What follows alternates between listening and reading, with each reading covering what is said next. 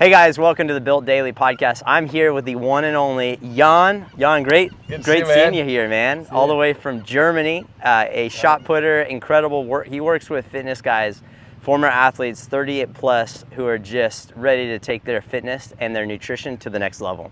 And so, Jan, it's so good to have you, dude. You've been coaching me the last 71 days, seeing so much progress, and we're on a sprint right now for the last 30 days to really just crush our goals. So, Jan, thanks for being here, dude. Thanks for having me. Yeah, let's open up, dude. I had a couple questions. One of the things people keep asking me is nutrition-wise, like how do you stay on top of it with your water, with, you know, your food in the morning? When do you eat? What do you eat? It's kind of a basic, thing, but I've learned so much from you already, so I'd love to just share, like, what input do you have for somebody who wants to get fit, stay fit? How do they eat? How do they approach that area of their fitness? Yeah, so the biggest thing for gaining and losing weight is calories. Calories in, calories out. So just finding ways to consistently be if you want to lose weight, to be in a calorie deficit. And there's multiple ways to do that. The biggest thing I've found, the easiest for most people, is to be very careful with how many fats you eat. Because there's so many hidden fats and a lot of different things, from oils, different things that you might think are healthy, like nuts, for example, or cheese, which, they're good for you, but there's also a lot of calories in there. So being very wary of that, try to do all the things you eat fairly lean protein sources, lean meats, lean dairy, stuff like that. For a lot of people, swapping for that can be one of the easiest, best ways to really get themselves on track and cut a lot of calories there. And then the next biggest thing is protein. I mean, that's protein. The number one macronutrient for muscle building. All sorts of different processes in your body to run smoothly, but especially if you want to change your body composition positively, to build muscle, get stronger, all that protein is absolutely So how much essential. protein does someone need to eat on a daily basis? So the 1 gram per pound is often floating around there as a good recommendation, and that's generally what I work with as well. It's definitely on the upper end what's necessary. Anywhere like 1.6 grams per kilograms of body weight is a really good baseline, covers most of your bases. If you want to go higher than that, you definitely can, but you don't need to necessarily stress to get higher than that. So try to shoot for that 1 gram per pound. But even if you don't quite get there, the 0.75 per pound of body weight is also really good. That covers like 90% of your bases for sure, and then go higher if you can. But definitely have protein several times during the day. From really good protein sources. Meats, they're lean meats, Greek yogurt, are some of my favorite ones. If you want to go more plant-based, you definitely can as well. Tofu is great. Any kind of soy products, really high quality protein. Just get the protein in from multiple different sources. Try to keep it as lean as possible, and try to be over that. It's 0.75 per pound of body weight, or 1.6 per kilograms of body weight. So if you're above that, you're pretty much good. If you want to go higher than that, you definitely can. Has marginal extra benefits, but that and really dial in your strength training, you'll be really on your way to make some really great gains and change your body composition. That's really good. Positively. What about carbohydrates? What kind of carbs are we eating throughout the day, and how much? So carbs, just try to keep it pretty simple and clean. Pure carbohydrates, because a lot of times when people think about eating a lot of carbs, maybe they're like, oh, pizza has a lot of carbs, or like donuts or something like that. Yes, they have a lot of carbs, but they also have a whole bunch of fat. So it's the combination of that. There's so many different calories. So, because if you just keep it really clean, like clean carbohydrates, potatoes, plain rice, even pasta, like all of that are great carbohydrate sources. And if you don't add any extra like fats to it, butter, oils, those will fill you up, give you a lot of energy, and aren't like that calorie dense either. It's really a combination of too many carbs and too many fats that really drives your calories up. So my biggest recommendation there, eat real foods. Something that's pretty basic, clean and raw, like one single ingredient, just potatoes, just rice, just pasta, quinoa, things like that. Those are great carbohydrate sources. I love that. And fruit also. Fruit. Fruit's great as well. Also get some extra fiber in there as well. Fiber's a big deal. I remember when you initially started working with me, it was like get the protein and the fiber was needed for sure, big time. Yeah. So don't forget your fiber. Yeah. Keep the greens, keep the healthy fruits, insoluble and soluble, right? Yeah. Both you want a wide variety. Yeah. But if you focus on eating, as I said, like eat real foods. So like eat clean carbohydrates, potatoes, rice, things like that. Bunch of different veggies. Okay.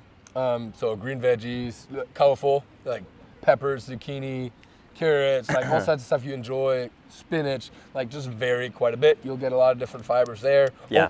Oatmeal is great as well for a carbohydrate source, but especially for fiber as well too. And then eat a variety of different fruits, like berries. Berries are great, apples, bananas, anything like that. And if you basically do that and kind of vary it a decent amount, you'll be good. Get some really good fiber. Yeah, right on. Really good nutrients in there. That's huge. So shifting gears a little bit back into the fitness realm. So movement. I used to think that if I just moved my body more or was just doing these HIIT workouts or cardio type work, that I was hitting the mark. But you were telling me how that's not really how you build muscle and how you ultimately achieve my goals, which are to go from 185 pounds to 175 pounds, and instead of 25% body fat, be at about 18 or sub 18%. And so talk to me a little bit about your approach when it comes to muscle building. You talk about train to failure, HIIT work, how does all that work together? So first off, I think it's important to say any exercise is great. So any movement will do great things for your body, cardiovascular health, just for your mental health, just overall burning more calories and stuff like that. But if you really want to change your body composition really positively towards having more muscle on you and less body fat, strength training and really targeted intentional strength training is just absolutely essential. Okay. And stressing your muscles, especially adequately, so they need to adapt, lay on new tissue. So there's a few different things. So I like to just the basic strength training a couple times a week. Anything between 2 and 4 times per week is great. Okay. You can do some really great work with 2 times per week. If you want to do a little bit more, that definitely has some extra benefits.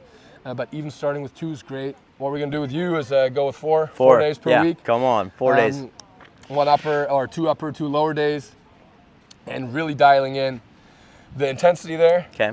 You need to have adequate volume to have a good stimulus, but really the intensity in each set that you give. You need to train pretty close to muscular failure. Okay. You don't need to go to failure all the time and don't want to because it's a big recovery cost as well.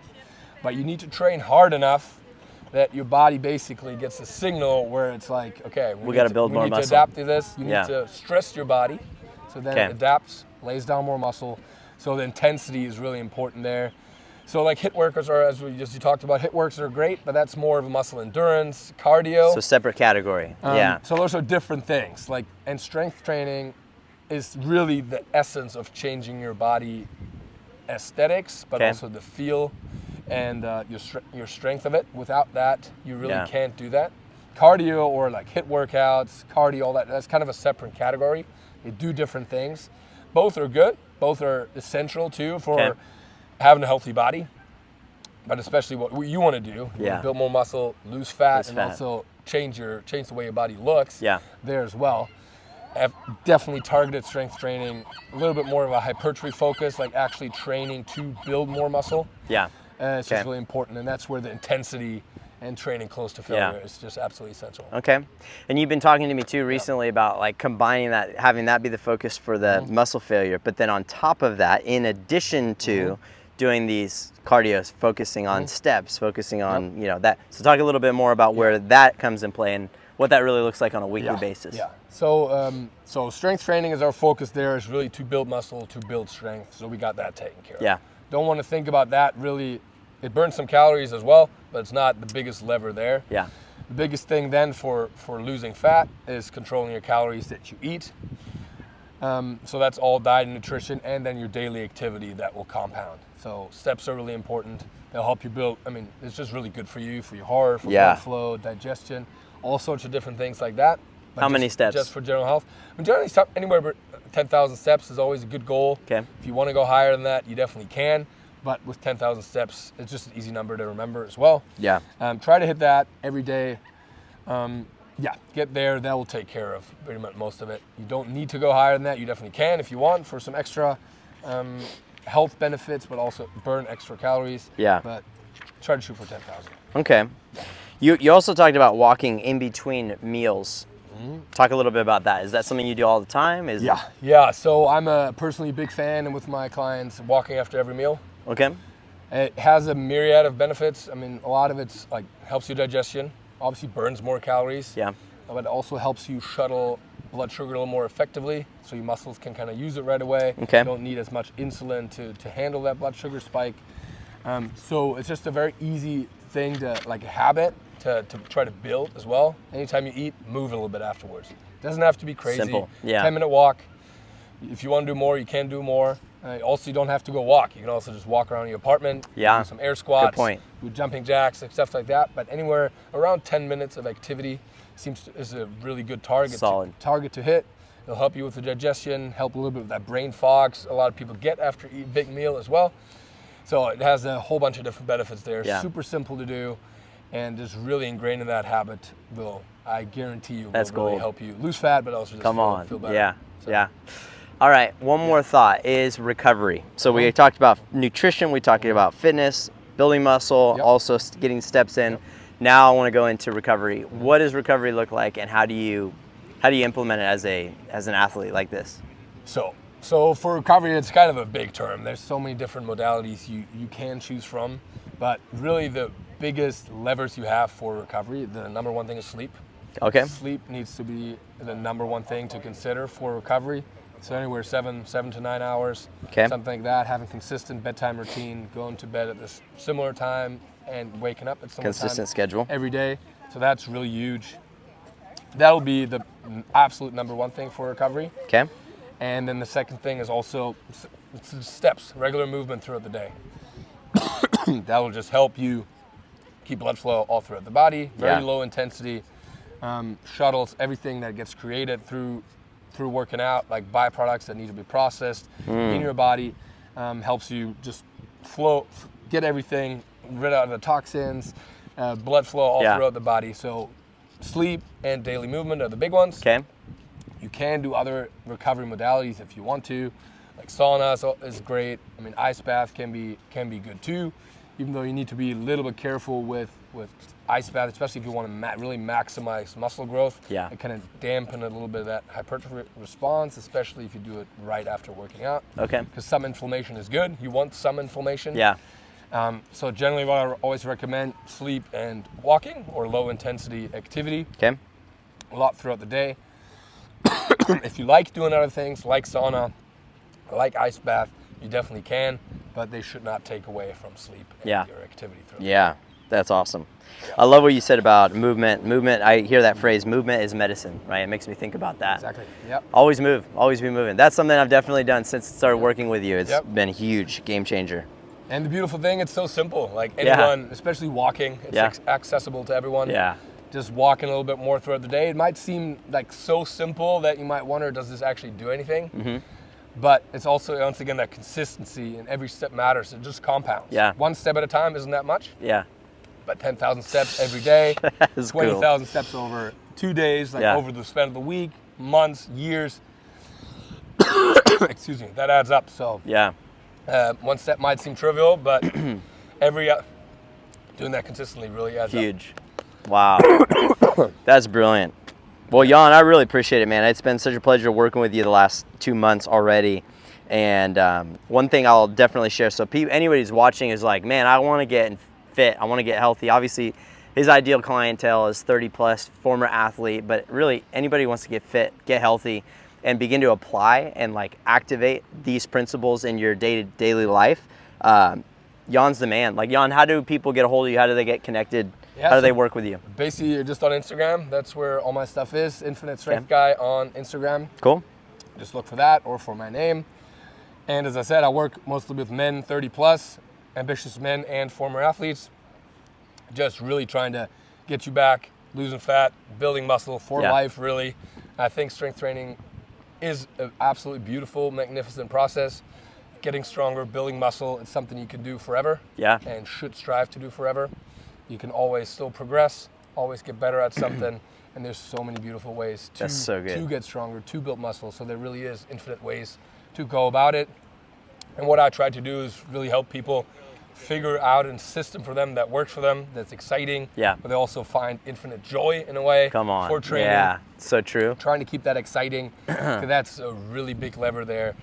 And the beautiful thing is strength training and getting stronger, getting fitter, building muscle can take on so many different ways and forms. There's no one-size-fits-all approach.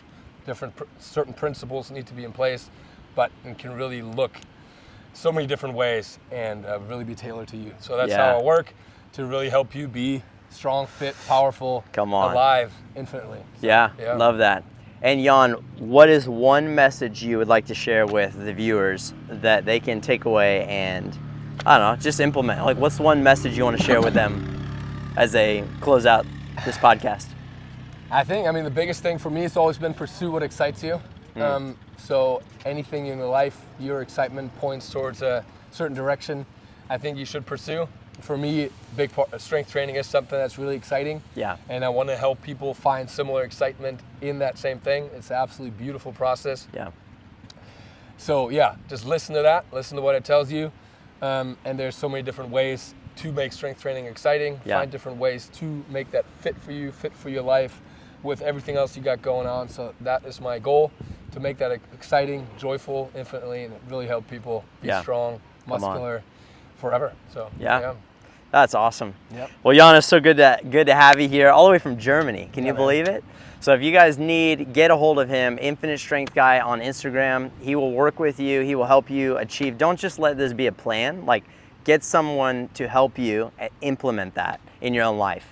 And it's, again, been such a privilege having you here, dude. Likewise. Appreciate you. Thanks for having me. We'll see you very soon. Yeah. Awesome. Cool. Awesome.